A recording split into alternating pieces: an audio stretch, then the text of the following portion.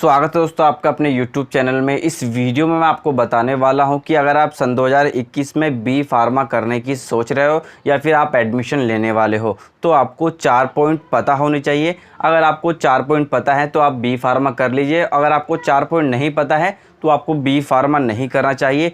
ये 4 पॉइंट आपको बिल्कुल क्लियर होने चाहिए। आप अपने लिए भी क्लियर कर लें और दूसरों को समझाने के लिए भी ये पॉइंट क्लियर कर लें। ये जो पॉइंट हैं वो कुछ गलतियां होती हैं, ये गलतियां आपको पता होनी चाहिए। बहुत सारे स्टूडेंट करते हैं, मेरे पास आए दिन कमेंट आते हैं कि मैंने ये किया है वो किया है। तो मैं गलतियां ही आपको बताने वाला हूं कि आपको एडमिशन से पहले आपकी ये गलतियां ना हो और आपका जो एडमिशन हो बी फार्मा वो बिल्कुल सही हो। सारे स्टूडेंट ये सोच रहे होंगे कि इस वीडियो में जो स्टूडेंट बी फार्मा करने वाले हैं या फिर जो एडमिशन लेने वाले हैं उनको डीमोटिवेट किया जाएगा कि बी फार्मा में एडमिशन ना लो। तो दोस्तों ऐसा बिल्कुल भी नहीं है। मैं बी फार्मा के ऊपर ऑलरेडी बहुत सारी वीडियोस बना चुका हूं। मैं बी फार्मा के गवर्नमेंट कॉलेजेस के ऊपर भी वीडियोज़ बना चुका हूँ, उनकी गवर्नमेंट जॉब के ऊपर भी वीडियो बना चुका हूँ, उनके कितने लाइसेंस उन्हें मिलते हैं उसके ऊपर भी वीडियो बना चुका हूँ, और बी फार्मा करने के बाद 5 चुका देने वाले फ़ायदे इसके ऊपर भी मैं ऑलरेडी वीडियो बना चुका हूँ। मैं बी फार्मा कोर्स को गलत नहीं कह रहा हूं, लेकिन आपकी जो बेसिक्स हैं वो क्लियर होने चाहिए ताकि आपको एडमिशन के बाद कोई दिक्कत ना आए। अब काफ़ी सारे कमेंट मेरे पास ऐसे आते हैं कि मैंने अब यहाँ पर एडमिशन ले लिया, अब मैं क्या करूँ। वो गलती कर देते हैं। वो 4-5 जो गलतियां हैं वो ही इस वीडियो में मैं आपको बताने वाला हूं। तो वीडियो कंप्लीट देखिएगा, आपको इसमें बहुत ही बेसिक जानकारी मिलने वाली है। और अगर आप ये 4 पॉइंट समझ जाएंगे तो आप कभी भी गलती नहीं करेंगे और आप अच्छा एक करियर बना पाएंगे बी फार्मा। नंबर 1 पर आता है लाइसेंस। दोस्तों लाइसेंस को लेकर भी बहुत सारे स्टूडेंट कंफ्यूज रहते हैं, तो मैं यहाँ पर आपकी कंफ्यूजन थोड़ी दूर कर देता हूँ।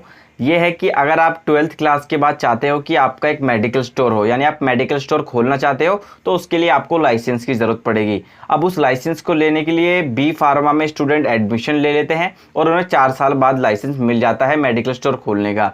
तो यहाँ पर गलती ये करते हैं कि अगर आपको सिर्फ मेडिकल स्टोर का लाइसेंस चाहिए, यानी आप अपनी एक केमिस्ट शॉप खोलना चाहते हो, तो आपको बी फार्मा नहीं करना चाहिए, आपको डी फार्मा करना चाहिए, क्योंकि दोनों में लाइसेंस सेम ही मिलता है। बी फार्मा में आपके 2 साल ज़्यादा लगेंगे और डी फार्मा आपका 2 साल में ही कंप्लीट हो जाएगा और आपके पास 2 साल बाद ही लाइसेंस आ जाएगा। बी फार्मा में 4 साल बाद लाइसेंस आएगा। आपके 2 साल बेवजह ही खराब हो जाएंगे। तो अगर आपको सिर्फ एक मेडिकल स्टोर खोलना हो तो आप डी फार्मा कीजिए, बी फार्मा मत करना। और तीसरा है होलसेल लाइसेंस, जिसके अंदर बहुत सारे स्टूडेंट कंफ्यूज होते हैं। काफ़ी सारों को ये लगता है कि सिर्फ बी फार्मा करने के बाद ही होलसेल लाइसेंस मिल सकता है, तो ऐसा बिल्कुल भी नहीं है। डी फार्मा करने के बाद भी आपको होलसेल लाइसेंस मिल सकता है। होलसेल लाइसेंस लेने के लिए कंडीशन होती है कि सिर्फ आपको रजिस्टर फार्मासिस्ट होना है, उसके बाद आपको होलसेल लाइसेंस मिल जाएगा। आपने ये भी देखा होगा कि जिनके पास लाइसेंस नहीं होता है, जिन्होंने डी फार्मा या बी फार्मा नहीं किया होता है, वो भी होलसेल खोल लेते हैं। उसके लिए भी अलग लाइसेंस तो होता है, उसके लिए अलग प्रोसेस है, वो मैं आपको कभी आने वाली वीडियोज़ में बताऊँगा। तो उम्मीद है दोस्तों लाइसेंस के रिगार्डिंग जितने भी डाउट हो आपके मन में वो यहाँ पर क्लियर हो जाने चाहिए। तो अब आते हैं अगले पॉइंट पर।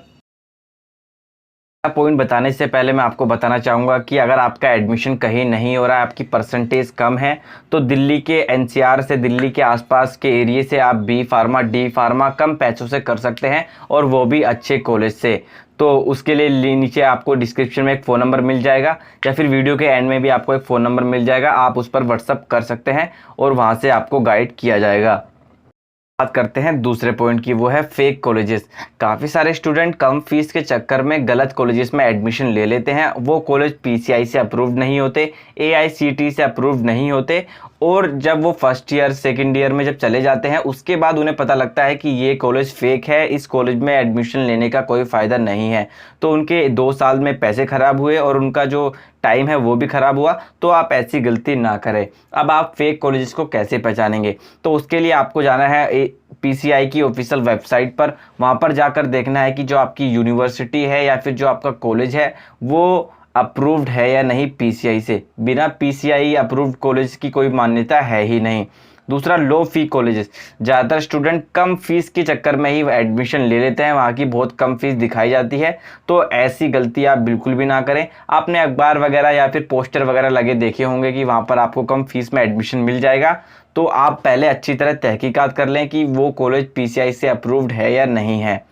तीसरा है डिग्री विदाउट कॉलेज। अब काफ़ी सारे जो फेक कॉलर्स होते हैं, यानी जो फेक कॉल आती हैं, वो कहते हैं कि आपकी हम डिग्री करवा देंगे, या फिर जो भी है वो आपको बिना कॉलेज जाए हुए आपकी डिग्री आपके घर आ जाएगी, आपका डिप्लोमा आपके घर आ जाएगा। तो ऐसा बिल्कुल भी ना करें, क्योंकि इसमें भी काफ़ी ज़्यादा फ्रॉड होता है। तो आपको ऐसा कुछ भी नहीं करना है, आपको एक जेन्युइन कॉलेज में एडमिशन लेना है, ताकि आपका जो करियर है वो अच्छा हो सके और आपको बी फार्मा की एक अच्छी डिग्री मिल सके। तीसरे नंबर पर आता है क्लिनिक ऑप्शन। काफ़ी सारे स्टूडेंट ये सोचते हैं कि वो डी फार्मा बी फार्मा करने के बाद अपना क्लिनिक खोल सकते हैं, पेशेंट का इलाज कर सकते हैं। तो दोस्तों ऐसा बिल्कुल भी नहीं है, कोई भी रूल ऐसा नहीं आया है। कहीं से भी स्टूडेंट गलत न्यूज़ पढ़ रहते हैं और उसके चक्कर में वो बी फार्मा या फिर डी फार्मा में एडमिशन ले लेते हैं।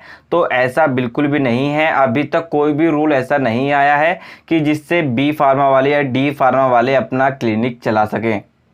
बल्कि रूल तो ये कहता है कि जो फार्मासिस्ट होते हैं, यानी बी फार्मा वाले डी फार्मा वाले, वो किसी को एक पैरासीटामोल भी नहीं दे सकते हैं। अगर वो किसी बिना प्रिस्क्रिप्शन के किसी को पैरासीटामोल तक देते हैं तो उनके ऊपर कार्रवाई हो सकती है। तो ऐसा रूल कहीं भी नहीं है। तो ऐसा जो अपने दिमाग में बना रखा है कि इसके बाद हम डॉक्टर बन जाएंगे या फिर क्लिनिक खोल पाएंगे, तो ये भ्रम बिल्कुल अपने दिमाग से निकाल दो। अगर आप इसके लिए बी फार्मा कर रहे हो तो आपको बी फार्मा करने की ज़रूरत नहीं है। दूसरा पॉइंट है, जो फार्मासिस्ट होते हैं उनको वो अपने नाम के आगे डॉक्टर नहीं लगा सकते। ये भी कमेंट बहुत ज़्यादा आता है कि अपने नाम के आगे डॉक्टर नहीं लगा सकते। अगर आपको डॉक्टर ही बनना है तो आपको नीट का एग्ज़ाम क्लियर करना होगा। उसके अंदर काफ़ी सारे जो कोर्सेज होते हैं, MBBS, BMS, BDS, BUMS, वो कोर्स करिए, आपके नाम के आगे डॉक्टर लग जाएगा और आप अपना क्लिनिक भी खोल सकते हैं। और जो फार्मासिस्ट के आगे जो प्रीफिक्स लगता है वो होता है DRX। ये आप अपने नाम के आगे लगा सकते हैं, क्योंकि फार्मासिस्ट के लिए यही होता है। तो उम्मीद है आपके जो डाउट हैं वो आपके यहाँ पर क्लियर हुए होंगे। तो दोस्तों बेवजह की जो न्यूज़ आती है, फेक न्यूज़ आती है, उनके ऊपर आप बिल्कुल भी ध्यान मत दिया करो। जो जेन्युइन न्यूज़ होती हैं आप उन्हीं के ऊपर ध्यान दिया करो। अब चौथे पॉइंट पर आते हैं, जो है फार्मेसी एजुकेशन। मैंने खुद ऐसे स्टूडेंट देखे हैं जो प्रेशर में आकर बी फार्मा में एडमिशन ले लेते हैं और लगातार वहाँ पर सेमेस्टर में, ईयर में फेल होते रहते हैं, और जो उनका बी फार्मा होता है वो 4 साल का, वो 6 साल का हो जाता है। तो दोस्तों अगर आप भी कोई ऐसे स्टूडेंट हैं तो अपने घर वालों को समझाएं कि मुझे ये वाला कोर्स नहीं करना है, मुझे दूसरा कोर्स करना है। तो इस बात को भी आप बहुत ध्यान दीजिएगा। आप काफ़ी सारे स्टूडेंट ये कहेंगे कि ये डिमोटिवेट कर रहा है। दोस्तों ये मैंने लाइव एग्जांपल मैंने खुद देखे हैं, जो हर सेमेस्टर में फेल होते रहते हैं। और रूल ये कहता है कि अगर आपका फर्स्ट ईयर क्लियर नहीं है तो आप थर्ड ईयर में नहीं जा सकते। यानी अगर आपका फर्स्ट ईयर में आपका फर्स्ट सेमेस्टर में कोई सप्ली है या फिर सेकंड सेमेस्टर में कोई सप्ली है तो आप थर्ड ईयर में जा ही नहीं सकते। ये रूल कहता है, मैं आपको बिल्कुल क्लियर कर देता हूँ। और दूसरा ये है फाइनेंशियल प्रॉब्लम स्टूडेंट। कुछ स्टूडेंट ऐसे होते हैं जिनके साथ फाइनेंशियल प्रॉब्लम होती है और वो चाहते हैं कि जल्दी से जल्दी अपनी फैमिली को सपोर्ट करें। तो दोस्तों बी फार्मा करोगे तो आपके 4 साल वहाँ पर लग जाएंगे, लेकिन आप जल्दी से जल्दी अपनी फैमिली को सपोर्ट करना चाहते हो तो आप डी फार्मा करके अपना एक मेडिकल स्टोर खोल सकते हो, या फिर आप MR की जॉब किसी भी फार्मास्यूटिकल कंपनी में कर सकते हो। आप किसी की फार्मेसी शॉप हो वहाँ पर आप लग सकते हो। तो काफ़ी सारे ऑप्शन यहाँ पर डी फार्मा वाले के लिए होते हैं। तो ये जो बात है दोस्तों मैंने आपको बता दी, ये बिल्कुल बेसिक से आपको क्लियर होनी चाहिए बिल्कुल जो पॉइंट है। बाकी जो मैंने वीडियोस बनाई है बी फार्मा के ऊपर, उनके गवर्नमेंट जॉब के ऊपर, उनके फ़ायदे के ऊपर, तो वो वीडियोस भी आप ज़रूर देखिएगा। उनका लिंक आपको नीचे डिस्क्रिप्शन में मिल जाएगा। वीडियो अच्छी लगी हो तो दोस्तों लाइक कीजिएगा, कमेंट जरूर कीजिएगा, बताइएगा वीडियो आपको कैसी लगी। और मैंने नीचे टेलीग्राम, इंस्टाग्राम, फेसबुक का लिंक दिया है। अगर कोई डाउट होता है तो आप मुझे वहाँ पर भी पूछ सकते हैं, आपको रिप्लाई ज़रूर मिलेगा।